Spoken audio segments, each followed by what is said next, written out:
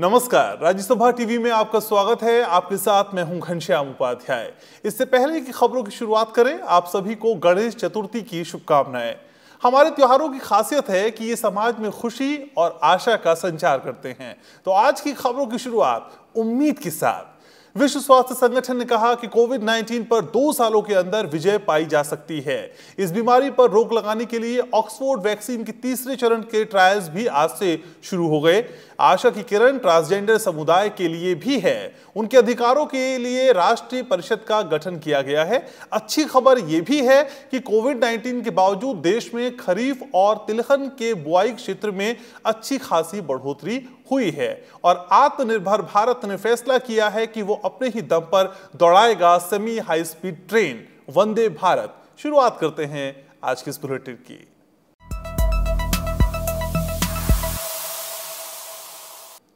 दो साल से कम वक्त में कोविड महामारी से हमें निजात मिल सकती है, विश्व स्वास्थ्य संगठन का ऐसा मानना है। हालांकि विश्व स्वास्थ्य संगठन का कहना है कि इसके लिए दुनिया के तमाम देशों को एकजुट होकर काम करने की जरूरत है। पूरी दुनिया कोविड महामारी के संकट से गुजर रही है। इस बीच विश्व स्वास्थ्य संगठन ने उम्मीद जताई है कि इस संकट से अगले 2 साल से कम समय में छुटकारा मिल जाएगा। WHO के प्रमुख टेड्रोस एडनॉम ने ये उम्मीद जताई है। 1918 में स्पेनिश फ्लू महामारी फैली थी, जो 2 साल में खत्म हो गई थी। उन्होंने कहा कि अगर दुनिया एकजुट रही और वैक्सीन की खोज हुई तो 1918 में स्पेनिश फ्लू से भी कम समय में कोविड महामारी से हम निपट सकते हैं। So we hope to finish this pandemic before less than 2 years, especially if we can pull our efforts together and with national unity, global solidarity. That's really key, with utilizing the available tools to the maximum and hoping that we can have additional tools like vaccine. I think we can finish it in a shorter time than the 1918 flu. विश्व स्वास्थ्य संगठन का कहना है कि आज हमारे पास तकनीक है और संपर्क के ज्यादा तरीके हैं। ऐसे में वायरस के फैलने की पूरी संभावना है। ये तेजी से फैल सकता है क्योंकि आज हम ज्यादा जुड़े हैं। हालांकि इसे रोकने के लिए हमारे पास तकनीक और ज्ञान है। Of course, with more connectedness, the virus has better chance of spreading. It can move fast because we are more connected now. But at the same time, we have also the technology to stop it and the knowledge to stop it. So we have a disadvantage of globalization, closeness, connectedness, but an advantage of better technology. इस बीच भारत सहित दुनिया के कई देशों में कोविड-19 की vaccine पर काम चल रहा है। भारत में ऑक्सफोर्ड वैक्सीन के 3rd फेज के ह्यूमन ट्रायल्स शुरू हो चुके हैं, जिसमें 20 केंद्रों में 1600 लोगों को वैक्सीन के डोज दिए जाएंगे। उधर 22 अक्टूबर को अमेरिका में US food and drugs administration की एडवाइजरी बोर्ड की बैठक होने की उम्मीद है, जिसमें मोडर्ना और फाइजर और एस्ट्राजेनेका की वैक्सीन के ट्रायल्स की समीक्षा कर कोई फैसला लिया जा सकता है। रूस ने वैक्सीन तो निकाल दी है, लेकिन इसके ह्यूमन ट्रायल्स अभी जारी हैं।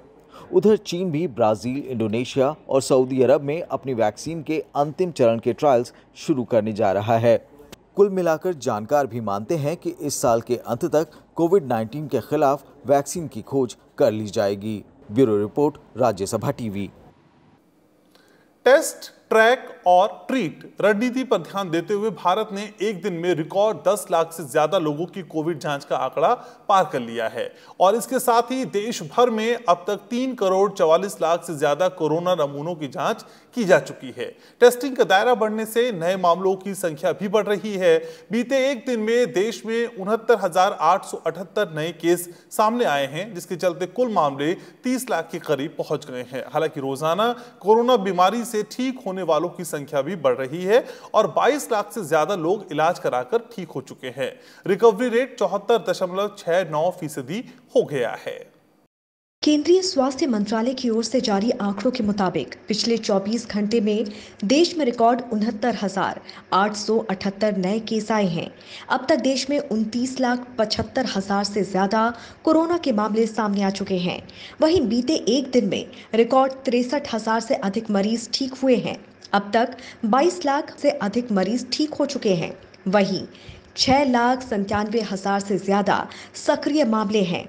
पिछले 24 घंटे में 945 लोगों की मौत हुई है, जिसके बाद इस बीमारी से मरने वालों की संख्या 55,794 हो गई है।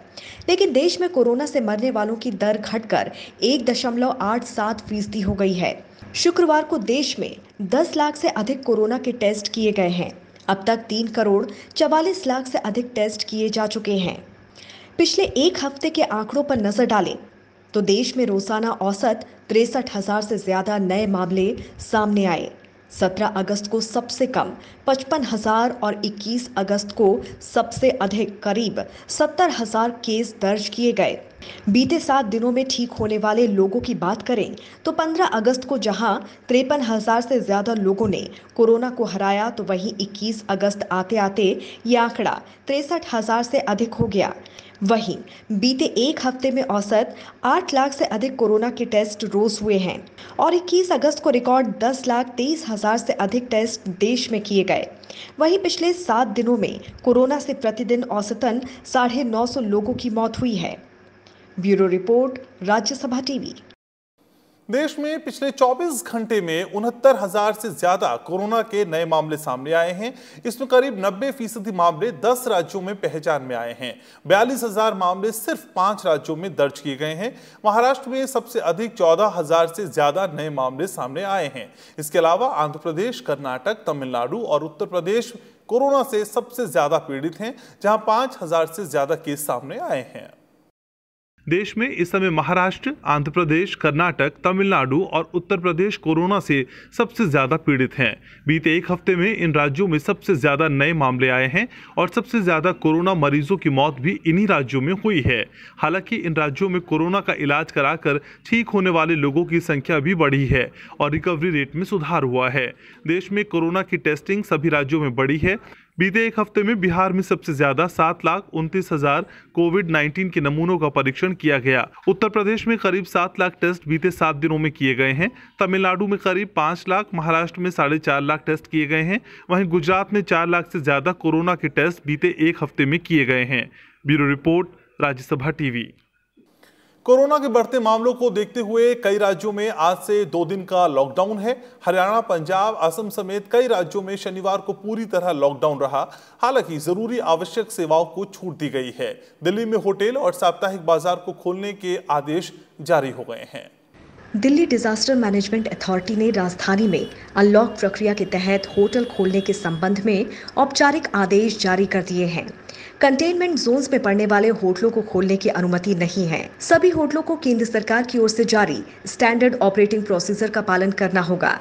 साप्ताहिक बाजार को ट्रायल बेसिस पर खोलने की अनुमति दी गई है। हरियाणा सरकार ने कोरोना वायरस के बढ़ते रोगियों के मद्देनजर राज्य में प्रत्येक शनिवार और रविवार को सभी कार्यालय और दुकानें बंद रखने का फैसला किया है। आवश्यक सेवाएं उपलब्ध कराने वालों को काम करने की अनुमति होगी। सार्वजनिक और निजी परिवहन को भी छूट दी गई है। उधर असम में शनिवार और रविवार के दौरान व्यापारिक प्रतिष्ठान बंद हैं और लोगों की आवाजाही पर भी पाबंदी है। इससे पहले असम सरकार ने सोमवार से शुक्रवार तक 50% क्षमता के साथ सार्वजनिक परिवहन व्यवस्था की अनुमति दी थी। मुंबई महानगर निगम ने कोविड-19 होम क्वारंटीन संबंधी दिशा निर्देशों में बदलाव किए हैं। अब 50 साल से ज्यादा उम्र के असिम्प्टोमेटिक मरीज जिन्हें अन्य बीमारियों की शिकायत है, उन्हें संस्थागत क्वारंटीन में रहना होगा। उन्हें होम क्वारंटीन की अनुमति नहीं मिलेगी। Bureau report, Rajya Sabha TV. दुनिया में कोरोना संक्रमण के मामले 2,27,67,000 के पार हो गए। WHO के मुताबिक पूरी दुनिया में बीते 24 घंटे में 2,72,000 से ज्यादा नए केस आए हैं और 5,850 लोगों की मौत हुई है। वहीं पिछले 7 दिनों में विश्व में 17,72,000 से ज्यादा मामले आए हैं और 39,751 लोगों की मौत हुई है। अमेरिका और ब्राजील के बाद कई देशों में कोरोना के मामले तेजी से बढ़ रहे हैं। पिछले 7 दिनों में जिन देशों में कोरोना के सबसे ज्यादा मामले आए हैं, उनमें भारत सबसे ऊपर है। भारत में बीते 7 दिनों में करीब 4.5 लाख केस आए हैं और 6 लाख से ज्यादा मौत हुई है। अमेरिका में 3 लाख से ज्यादा मामले एक हफ्ते में आए हैं और 7,000 से ज्यादा मौतें हुई हैं। ब्राजील में 2,77,000 से ज्यादा मामले आए हैं और 6,841 लोगों की जान गई है। कोलंबिया में 7 दिनों में करीब 80,000 मामले, पेरू में 59,000 केस नए दर्ज किए गए हैं। अर्जेंटीना में 44,000 से ज्यादा केस एक हफ्ते में आए हैं। हालांकि यहाँ कोरोना से मौत का आंकड़ा काफी कम है। हालांकि कुल मामलों में अमेरिका और ब्राजील के बाद भारत का नंबर है। इसके बाद रूस और दक्षिण अफ्रीका में सबसे ज्यादा कोरोना के मामले दर्ज किए गए हैं। Bureau report, Rajya Sabha TV. Corona संकट के मद्देनजर सवाल उठ रहे थे कि क्या आगामी चुनाव, उपचुनाव तय वक्त पर हो पाएंगे, और होंगे तो फिर कैसे होंगे? जनता कैसे अपने प्रतिनिधि चुनेगी? इन तमाम सवालों के जवाब चुनाव आयोग ने दिए हैं। इस रिपोर्ट के जरिए समझिए चुनाव को लेकर क्या कुछ तैयारियां हैं और कैसे ये आगामी चुनाव पहले के चुनाव से अलग रहेंगे। चुनाव आयोग ने कोरोना वायरस के प्रकोप को देखते हुए कोरोना काल में होने वाले चुनावों और उपचुनावों को लेकर आवश्यक दिशा निर्देश जारी किए हैं। नामांकन के समय उम्मीदवार और वाहनों की संख्या के साथ व्यक्तियों की संख्या के नियमों में बदलाव किया गया है। चुनाव आयोग के दिशा निर्देशों के मुताबिक अब से चुनाव लड़ने वाले उम्मीदवार नामांकन पत्र और शपथ पत्र को ऑनलाइन भी दाखिल कर सकेंगे। बाद में इन्हें प्रिंट लेकर संबंधित क्षेत्रीय अधिकारियों के समक्ष जमा कराना होगा। चुनाव लड़ने वाले उम्मीदवारों के पास सुरक्षा राशि जमा करने के लिए पहली बार ऑनलाइन विकल्प भी होगा। देखिए, बहुत संवेदनशील निर्णय सब हो रहा है, क्योंकि कोरोना काल का ये पहला चुनाव होगा जनमानस आधारित, और एक एक पहलू को रोज के रोज चुनाव आयोग सुझाव लेते हुए निर्णय कर रहा है। कोरोना संक्रमण की रोकथाम से जुड़े दिशा निर्देशों को ध्यान में रखते हुए आयोग ने उम्मीदवारों के लिए डोर टू डोर अभियान के दौरान कई समर्थकों के साथ रहने की संख्या को भी 5 तक सीमित कर दिया है। जनसभाओं और रोड शो की अनुमति भी केंद्रीय गृह मंत्रालय और राज्य सरकारों की तरफ से जारी किए गए दिशा निर्देशों के मुताबिक ही दी जाएगी। चुनाव प्रक्रिया के दौरान सोशल डिस्टेंसिंग के मानदंडों के पालन सुनिश्चित करने के साथ साथ face mask, sanitiser, thermal scanner, दस्ताने, फेस शील्ड और पीपी किट का इस्तेमाल भी करना होगा। अगर इलेक्शन कमीशन इस बात पर एडमेंट है कि चुनाव समय पर होगा, तो अब कोई दूसरा विकल्प भी नहीं है, और जो कोरोना को लेकर जो गाइडलाइन है गवर्नमेंट ऑफ इंडिया का, उसको फॉलो करना पड़ेगा इलेक्शन कमीशन को। सभी मतदाताओं को मतदाता रजिस्टर पर हस्ताक्षर करने और मतदान के लिए ईवीएम का बटन दबाने के लिए दस्ताने प्रदान किए जाएंगे। संबंधित राज्यों और केंद्र शासित प्रदेशों के मुख्य निर्वाचन अधिकारी स्थानीय परिस्थितियों को ध्यान में रखते हुए इन दिशा निर्देशों के पालन के लिए व्यवस्था करेंगे और कोविड-19 के लिए नोडल अधिकारियों के परामर्श से चुनाव योजनाएं बनाएंगे। इनके अलावा पोलिंग बूथ से जुड़े नियमों में भी बदलाव किए गए हैं। कोरोना के संक्रमण के बढ़ते खतरे को ध्यान में रखते हुए कुछ और कदम उठाने होंगे चुनाव आयोग को, और ये सुनिश्चित करना होगा, लोगों में ये भरोसा देना होगा कि आप संक्रमण के शिकार नहीं होंगे। और मेरी चुनाव आयोग के दिशा निर्देशों का हम स्वागत करते हैं और हम उम्मीद करते हैं कि तमाम राजनीतिक दल इन दिशा निर्देशों का पालन करते हुए ही चुनाव में जाएंगे। हमारी एक मांग और है कि हम फिर कहते हैं कि बिहार में चुनाव एक दिन में करवा लें, उससे संक्रमण भी कम होगा, उससे सोशल डिस्टेंसिंग भी बनी रहेगी और उससे लॉजिस्टिक्स प्रॉब्लम भी बहुत हद तक सॉल्व हो जाएंगे। कोविड-19 अवधि के दौरान चुनाव और उपचुनाव के लिए व्यापक दिशा निर्देश जारी करने के मामले पर आयोग ने मंगलवार को एक अहम बैठक भी की। इससे पहले दिशा निर्देशों को लेकर चुनाव आयोग ने 17 जुलाई से 11 अगस्त के बीच राजनीतिक दलों से सुझाव और विचार लिए थे, जिन पर विचार भी किया गया। इसके अलावा राज्यों और केंद्र शासित प्रदेशों के मुख्य निर्वाचन अधिकारियों की तरफ से मिले विचारों और सिफारिशों पर भी विचार किया गया। Bureau report, Rajya Sabha TV. Make in India अभियान को और मजबूत करने के लिए भारत सरकार ने एक और बड़ा कदम उठाया है। रेल मंत्रालय ने Vande Bharat semi high speed train का निर्माण भारत में ही तैयार कराने का फैसला किया है। इस योजना के लिए जारी टेंडर में चीन की कंपनी ने भी बोली लगाई थी, लेकिन अब इस टेंडर को ही निरस्त कर दिया गया है। आत्मनिर्भर भारत अभियान की तरफ एक और कदम। Vande Bharat semi high speed train का निर्माण अब भारत में ही होगा। ऐसा करने के लिए semi high speed Vande Bharat के 44 सेटों के लिए जारी टेंडर रद्द कर दिए गए हैं और अब अगले एक हफ्ते में नए टेंडर जारी किए जाएगा, जिसमें मेक इन इंडिया को प्राथमिकता मिलेगी। चेन्नई की रेलवे कोच फैक्ट्री ने 10 जुलाई को 44 हाई स्पीड वंदे भारत ट्रेनों के निर्माण के लिए टेंडर जारी किया था। 16 डिब्बे वाली 44 वंदे भारत सेमी हाई स्पीड ट्रेनों के लिए इलेक्ट्रिकल उपकरण और अन्य सामानों की आपूर्ति के लिए 6 कंपनियों ने टेंडर डाला था। इनमें Bharat heavy electricals limited, Bharat industries, electrowaves electronics private limited, Medha servo drives private limited, powernetics equipment India private limited, ये 5 भारतीय कंपनियां शामिल थी। इनके अलावा टेंडर के लिए बोली लगाने वालों में चीनी संयुक्त उद्यम CRRC Pioneer electric private limited इकलौती विदेशी कंपनी थी। टेंडर खोले जाने पर दावेदारों में यही कंपनी उभर कर सामने आई थी। हालांकि रेलवे ने मौजूदा टेंडर को रद्द करने की आधिकारिक वजह नहीं बताई है, लेकिन रेलवे का मानना है कि ये टेंडर किसी घरेलू कंपनी को दिया जाए।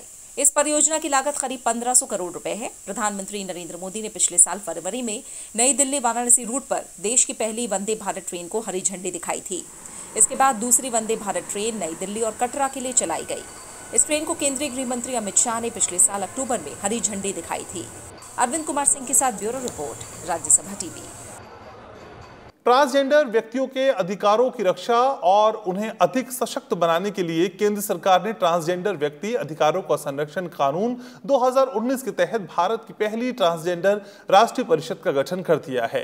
ये परिषद केंद्रीय सामाजिक न्याय मंत्री के नेतृत्व में काम करेगा। इस परिषद में 10 सदस्य केंद्र के अलग अलग विभागों से होंगे, जबकि 5 राज्यों और ट्रांसजेंडर समुदाय के प्रतिनिधि भी इसमें शामिल होंगे। केंद्र सरकार ने ट्रांसजेंडर व्यक्तियों के लिए केंद्रीय सामाजिक न्याय मंत्री के नेतृत्व में देश की पहली राष्ट्रीय ट्रांसजेंडर परिषद का गठन कर दिया है। सरकार ने इसकी घोषणा बाकायदा गजट नोटिफिकेशन जारी करके की। परिषद के विधान के मुताबिक मुख्य रूप से इसके 5 काम होंगे।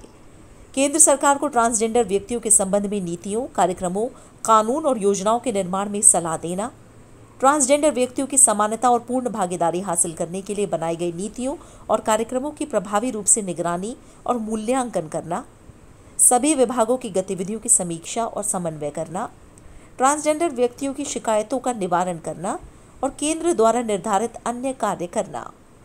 राष्ट्रीय ट्रांसजेंडर परिषद के अध्यक्ष केंद्रीय सामाजिक न्याय मंत्री होंगे। इसके अन्य सदस्यों में केंद्रीय स्वास्थ्य, गृह विभाग, अल्पसंख्यक मामलों, शिक्षा, ग्रामीण विकास, श्रम और कानून मंत्रालयों के संयुक्त सचिव स्तर के अधिकारी होंगे। इसके अलावा पेंशन विभाग, नीति आयोग, राष्ट्रीय मानवाधिकार आयोग और राष्ट्रीय महिला आयोग के सदस्य भी शामिल होंगे। वहीं 5 राज्यों या केंद्र शासित प्रदेश के प्रतिनिधि रोटेशन के आधार पर परिषद के सदस्य होंगे। इसके साथ ही ट्रांसजेंडर समुदाय के 5 सदस्य और गैर सरकारी संगठनों के 5 विशेषज्ञों को भी इस परिषद में नामित किया जाएगा। ट्रांसजेंडर व्यक्ति अधिकारों का संरक्षण कानून 2019 में राष्ट्रीय ट्रांसजेंडर परिषद के गठन के साथ ही ये प्रस्ताव भी किया गया है कि सरकार समाज में ट्रांसजेंडर व्यक्तियों के पूर्ण समावेश और भागीदारी को सुनिश्चित करने के लिए कदम उठाएगी। वहीं कुछ दिन पहले ही उत्तर प्रदेश कैबिनेट ने यूपी रेवेन्यू कोड 2006 में संशोधन को मंजूरी दे दी, जिसके आधार पर उत्तर प्रदेश में अब ट्रांसजेंडर समुदाय के लोगों को विरासत में खेती की पुश्तैनी जमीन भी मिल सकेगी। Bureau report, Rajya Sabha TV. कोविड-19 महामारी के बीच उत्तर प्रदेश विधानसभा के मानसून सत्र के तीसरे दिन कुल 17 विधेयक पारित किए गए। इसके बाद विधानसभा की कार्यवाही अनिश्चितकाल के लिए स्थगित कर दी गई। 17 पारित विधेयकों में उत्तर प्रदेश लोक एवं निजी संपत्ति क्षति वसूली विधेयक 2020 भी शामिल है। हिंसा में हुए नुकसान की भरपाई के लिए सरकार इस बिल के जरिए ही उपद्रवियों से वसूली की प्रक्रिया को अंजाम देने के लिए कदम उठा रही है। हालांकि सदन की कार्यवाही शुरू होने के साथ ही विपक्षी सदस्यों ने सदन में काफी हंगामा किया। विपक्ष के हंगामे के बीच ही सरकार ने विधेयक पेश किए और इन्हें पारित कराया। विधेयक पारित होने के बीच में ही विपक्षी पार्टियों ने कार्यवाही का बहिष्कार किया और वो वॉकआउट कर गए। सदन की कार्यवाही के दौरान मुख्यमंत्री योगी आदित्यनाथ ने कोरोना को लेकर कहा कि पूरी दुनिया में ये महामारी फैली हुई है और इससे अर्थव्यवस्था पर असर पड़ा है। उन्होंने कहा कि उत्तर प्रदेश में कोरोना से प्रति लाख पर 12 मौतें हुई हैं, जबकि दिल्ली में 124। मुख्यमंत्री ने कहा कि उत्तर प्रदेश के हालात पूरे देश में सबसे बेहतर है। यूपी में प्रति 10 लाख पे केस हैं 744, दिल्ली में है 7,880। प्रति 10 लाख पे यूपी में मृत्यु है 12, दिल्ली में है 214। यूपी में है मृत्यु दर 1.6, दिल्ली में है 2.7%। और यूपी में पॉजिटिविटी है 4.1% और दिल्ली में है 11.5%। बिहार विधानसभा चुनाव को लेकर रणनीति पर चर्चा के लिए बीजेपी प्रदेश कार्य समिति की 2 दिवसीय बैठक आज से शुरू हो गई। इस बैठक में साल के अंत में होने वाले राज्य विधानसभा चुनाव को लेकर रणनीति तैयार करने सहित कई मुद्दों पर विचार विमर्श किया जाएगा।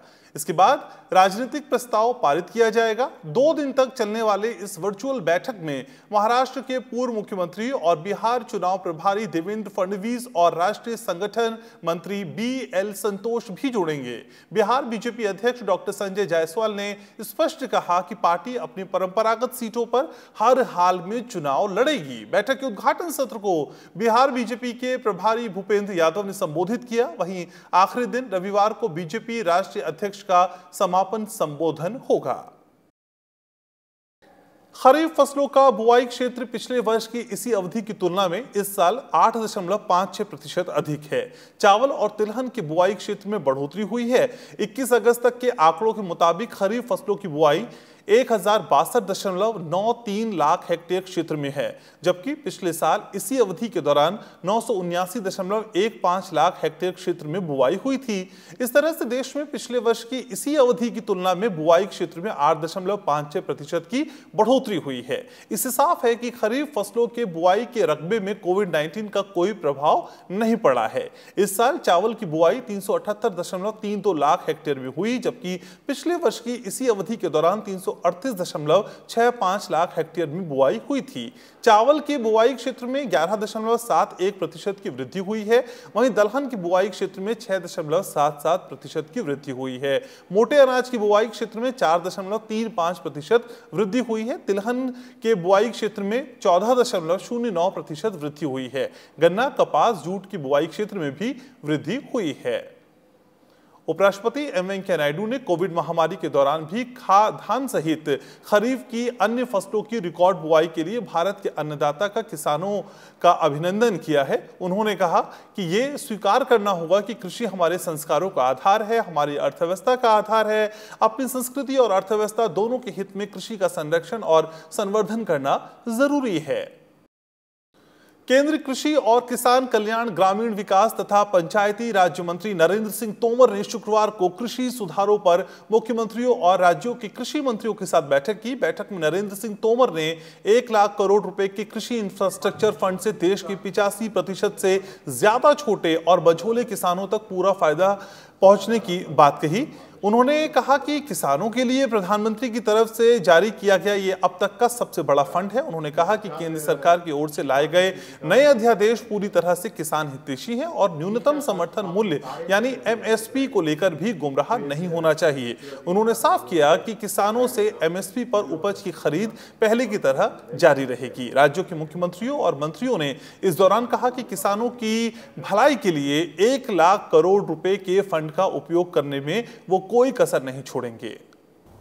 रिफॉर्म इसीलिए किए गए हैं कि कुल मिला के किसान की माली हालत सुधरे, गांव की अर्थव्यवस्था को बल मिले, किसान को उसके उत्पाद का उचित दाम मिले। इस दिशा में यह सरकार के महत्वपूर्ण कदम हैं। जेईई मेन और नीट यूजी परीक्षा कराने वाली NTA यानी कि नेशनल टेस्टिंग एजेंसी ने साफ कर दिया है कि ये परीक्षाएं अपने तय शेड्यूल के मुताबिक ही होंगी। नेशनल टेस्टिंग एजेंसी ने जेईई मेन के लिए एडमिट कार्ड जारी कर दिए हैं। जेईई मेन की परीक्षा का आयोजन 1 सितंबर से 6 सितंबर 2020 तक किया जाएगा। नीट 2020 की परीक्षा 13 सितंबर को आयोजित की जाएगी। जेईई मेन परीक्षा के लिए अभी तक 6,49,000 से ज्यादा छात्रों ने प्रवेश पत्र डाउनलोड कर लिए हैं। इस परीक्षा में कुल 8,00,00 58,073 छात्रों ने रजिस्ट्रेशन कराया था। इतना ही नहीं, परीक्षा केंद्र में अपनी पसंद के अनुसार सुधार करने का मौका देने पर 99.07% छात्रों ने अपनी पसंद का परीक्षा केंद्र चुना है। वहीं 142 उम्मीदवारों ने अलॉट किए गए परीक्षा केंद्र को बदलने के लिए अप्लाई किया। एनटीए इन छात्रों की रिक्वेस्ट पर भी काम कर रहा है। नीट 2020 के लिए करीब 16 लाख उम्मीदवार हैं। कोविड-19 के मद्देनजर परीक्षाओं को लेकर खास तैयारियां की गई हैं। पूर्व राष्ट्रपति प्रणब मुखर्जी की सेहत में कोई सुधार नहीं आया है। पिछले कई दिनों से दिल्ली कैंटोनमेंट के आर्मी रिसर्च एंड रेफरल अस्पताल में उनका इलाज चल रहा है। वो कोमा में हैं और फेफड़ों में संक्रमण का इलाज किया जा रहा है। अस्पताल ने आगे कहा कि उनके प्रमुख पैरामीटर स्थिर हैं और वो अभी भी वेंटिलेटर सपोर्ट पर हैं। डॉक्टरों की टीम उनकी सेहत पर नजर बनाए हुए है। 84 वर्षीय पूर्व राष्ट्रपति प्रणब मुखर्जी को 10 अगस्त को दिल्ली कैंट के अस्पताल में एडमिट किया गया था। मस्तिष्क में रक्त का थक्का जमने के बाद पूर्व राष्ट्रपति की सर्जरी की गई थी। प्रणब मुखर्जी की कोरोना संक्रमण की रिपोर्ट भी पॉजिटिव आई थी। पूर्व राष्ट्रपति की जांच में कोरोना वायरस संक्रमण की भी पुष्टि हुई थी। आज गणेश चतुर्थी का त्योहार देश भर में पूरी आस्था और श्रद्धा पूर्वक मनाया जा रहा है। बुद्धि, विवेक और सौभाग्य समृद्धि के प्रतीक गणपति का 10 दिन का जन्मोत्सव आज से शुरू होकर गणेश चतुर्दशी पर संपन्न होगा। ऐसी मान्यता है कि गणेश चतुर्थी ही वो दिन है जब भगवान गणपति ने जन्म लिया था। गणेश चतुर्थी के मौके पर राष्ट्रपति रामनाथ कोविंद, उपराष्ट्रपति एम वेंकैया नायडू और प्रधानमंत्री ने इस पावन पर्व की सभी देशवासियों को शुभकामनाएं दी हैं। राष्ट्रपति रामनाथ कोविंद ने देशवासियों को गणेश चतुर्थी की बधाई दी। उन्होंने अपने ट्वीट संदेश में कहा, गणेश चतुर्थी के शुभ अवसर पर सभी देशवासियों को हार्दिक शुभकामनाएं। ये पर्व भारत के लोगों के अदम्य उत्साह, उमंग और उल्लास का प्रतीक है। मेरी कामना है कि विघ्नहर्ता श्री गणेश जी की कृपा से कोविड-19 की महामारी समाप्त हो तथा सभी देशवासी सुखी और निरोगी जीवन जिएं। उपराष्ट्रपति एम वेंकैया नायडू ने भी अपने ट्वीट संदेश में गणेश चतुर्थी की लोगों को शुभकामनाएं दी। उपराष्ट्रपति ने अपने संदेश में कहा, वक्रतुंड महाकाय सूर्यकोटि समप्रभा निर्विघ्नं कुरु मे देव सर्वकार्येषु सर्वदा। श्री गणेश जी आपकी सब विघ्न बाधाएं दूर करें। प्रधानमंत्री नरेंद्र मोदी ने ट्वीट करके देशवासियों को गणेश चतुर्थी की बधाई दी। पीएम ने अपने ट्वीट में लिखा, आप सभी को गणेश चतुर्थी की बहुत बहुत बधाई। गणपति बाप्पा मोरया। गणेश चतुर्थी के शुभ पर्व पर बधाई। भगवान श्री गणेश का आशीर्वाद हमेशा हम पर बना रहे। हर तरफ खुशी और समृद्धि हो। Bureau report, Rajya Sabha TV. Kerala में आज से ओणम के त्योहार की धूम शुरू हो गई है। ये त्योहार 10 दिन तक मनाया जाता है। ये फसल कटाई का पर्व है। किसान नई फसल का स्वागत करते हैं। इस दौरान घरों को फूलों और रंगोलियों से सजाया जाता है। ओणम को मनाने के पीछे एक पौराणिक मान्यता है। कहा जाता है कि केरल में महाबली नाम का एक असुर राजा था। उसके सादर सत्कार में ही ओणम त्योहार मनाया जाता है।